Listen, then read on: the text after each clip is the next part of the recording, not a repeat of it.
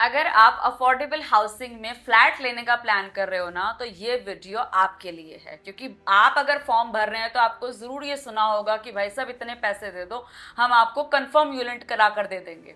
तो अगर ये आपके साथ भी हुआ तो ये वीडियो आपके लिए बहुत ज्यादा इंपॉर्टेंट है।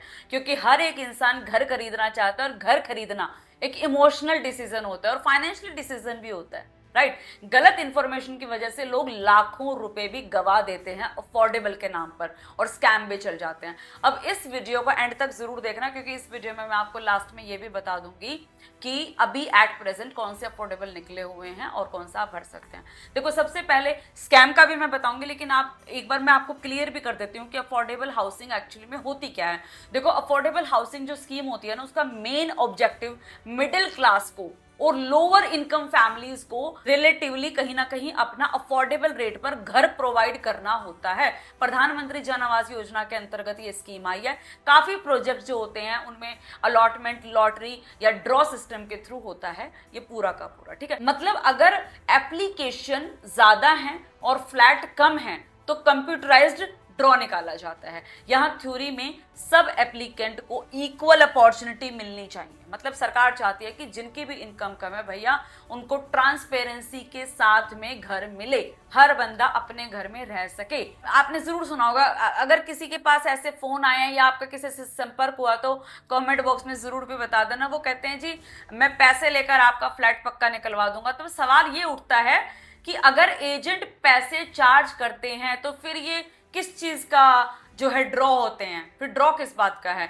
मार्केट में कई कंसल्टेंट और ब्रोकर मिलकर ये बोलते हैं कि भाई उनके पास ना स्पेशल कॉन्टैक्ट्स हैं, उनके इस टाइप के कुछ कॉन्टैक्ट्स है जिसकी वजह से वो आपका कंफर्मेशन का यूनिट निकलवा देंगे।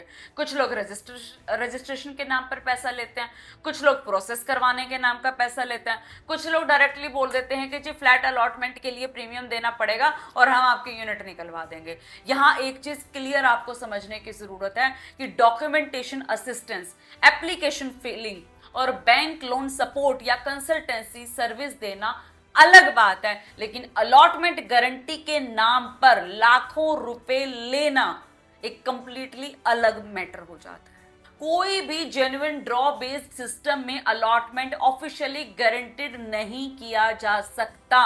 इस बात को आपको ध्यान में रखना है। अगर कोई 100% अलॉटमेंट की गारंटी दे रहा है तो आपको एक्स्ट्रा केयरफुल हो जाना चाहिए कि क्यों हो रहा है, क्योंकि गारंटी और लॉटरी सिस्टम एक साथ लॉजिकली फिट नहीं होते हैं।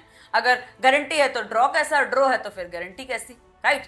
अब सबसे इंपॉर्टेंट सवाल ये आता है कि क्या अफोर्डेबल हाउसिंग फ्लैट निकलवाने के नाम पर लाखों रुपए चार्ज करना लीगल है? क्या ले सकते हैं? आंसर सिचुएशन पर डिपेंड करता है। देखो, अगर कोई consultant transparent consultancy fees charge कर रहा है और तब आपको इनवॉइस दे रहा है तो सर्विस फीस एक अलग चीज होती है। लेकिन अगर पैसा इस क्लेम के साथ लिया जा रहा है कि अलॉटमेंट फिक्स करा देंगे तो गड़बड़ है, ड्रॉ मैनिपुलेट करवा देंगे, ये इंटरनली सेटिंग होती है। अरे आपको नहीं पता, आप जैसे लोगों को क्या पता होगा। आप घर जाओगे, मैं कहूंगी अरे भैया एक काम करो, आप ना इतने पैसे रख दो, 5 लाख रुपए लगेंगे, हमारी ऊपर तक सेटिंग है। अरे आपको नहीं पता, इंटरनली हम लोग ड्रॉ में बहुत कुछ कर देते हैं, सेटिंग होती है हमारी। बस यहीं पर गड़बड़ है। इस टाइप के क्लेम्स जो होते हैं ना, वो सीरियसली कंसर्न रेज करते हैं कि कंज्यूमर को हमेशा रिटर्न एग्रीमेंट मानना चाहिए। हर जो भी आप पेमेंट देते हो एक तो उसका प्रूफ रखो। कैश ट्रांजैक्शंस और वर्बल जो प्रॉमिसेस होते हैं उनसे बचना चाहिए। जो भी कमिटमेंट हो वो लीगली डॉक्यूमेंटेड होनी चाहिए, राइट। तो इस बात को आपको समझना पड़ेगा। एक सिंपल सा क्वेश्चन है, वो आप पूछिए कि अगर अलॉटमेंट सच में पैसा देकर फिक्स हो सकता है तो फिर ड्रॉ सिस्टम का पर्पस क्या है? ये ड्रॉ वाला नाटक क्यों किया जा रहा है? इसलिए बायर को इमोशनली डिसीजन लेने की बजाय फैक्ट्स वेरीफाई करने चाहिए। किसी भी कंसल्टेंट जो आपको बोलता है उससे पूछो कि फ्लैट जो है अलॉटमेंट की रिटर्न दे सकते हो क्या? अगर रिटर्न में देते हो कि हाँ भाई मैं करवा दूंगा मुझे, तो आप ठीक है जी हम सोचते हैं, राइट। तो अगर ऐसा है तो आप लाखों रुपए चार्ज किस बात के कर रहे हो? बहुत बार लोग फोमो में आकर पेमेंट कर देते हैं। अगर उन्हें लगता है कि आज अगर पैसे नहीं दिए तो फ्लैट मिस हो जाएगा, यही एक साइकोलॉजिकल प्रेशर कई लोग बनाते हैं, आपकी गलती होती है ना, वो थोड़ी मोड़ी नहीं होती है, वो लाखों की गलती बन जाती है। एंड इस चीज के लिए कोई भी रिस्पॉन्सिबल नहीं होता है। अब आप बोलोगे कि मैडम फिर हमें क्या करना चाहिए? देखो भाई साहब, अफोर्डेबल हाउसिंग में अप्लाई करने से पहले कुछ बेसिक चेक जरूर करें।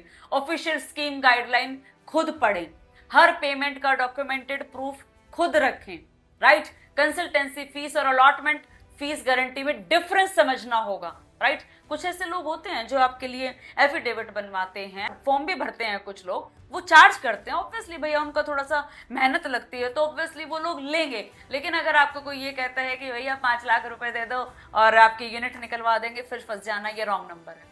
कोई भी एक्स्ट्रा ऑर्डिनरी प्रॉमिस सुनते ही एक्स्ट्रा वेरिफिकेशन करें। जहां पर एक्स्ट्रा ऑर्डिनरी आ जाएगा वहां पर एक्स्ट्रा वेरिफिकेशन करने की बहुत ज्यादा जरूरत है।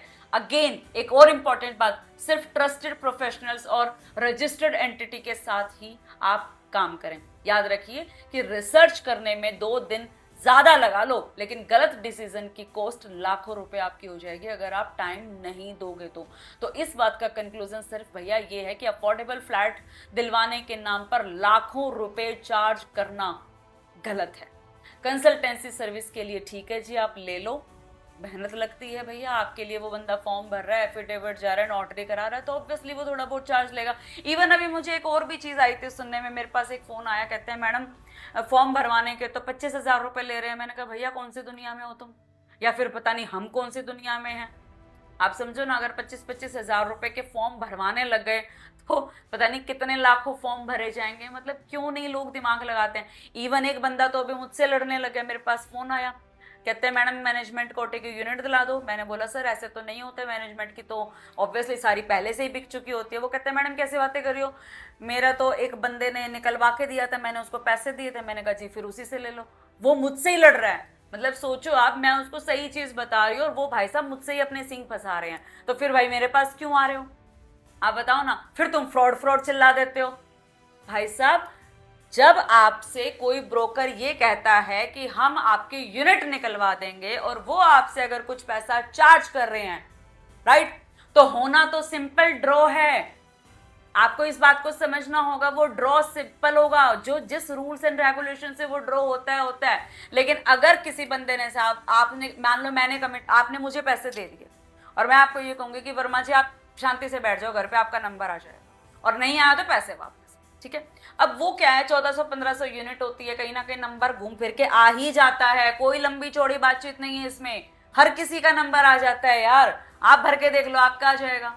तो अगर मान लो आपका निकल गया तो मैं ये कह दूंगी कि भैया ये 5 लाख रुपए तो मैं रखूंगी, मैंने निकलवाया क्योंकि मैंने लगाई आपकी सेटिंग, और अगर आपका नहीं आया तो मैं आपको वो पैसे रिटर्न कर दूंगी।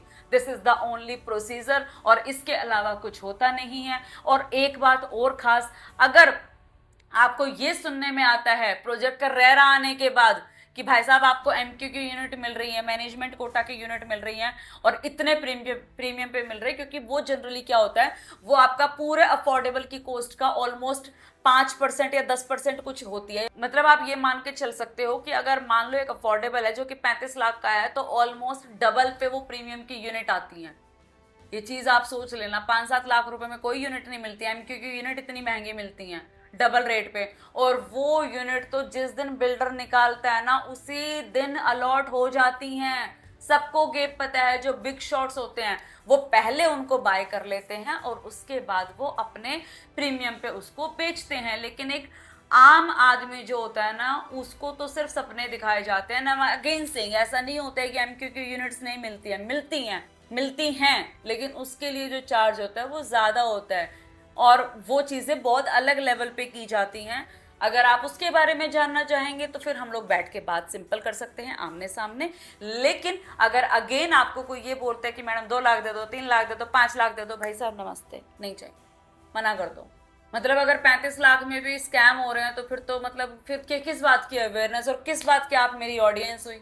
कोई अगर आपको ये बोलता है उसको बोल फोन रख। बाजार में बहुत स्कैम्स है भाई साहब, बच लो, किसी का शिकार मत बनो।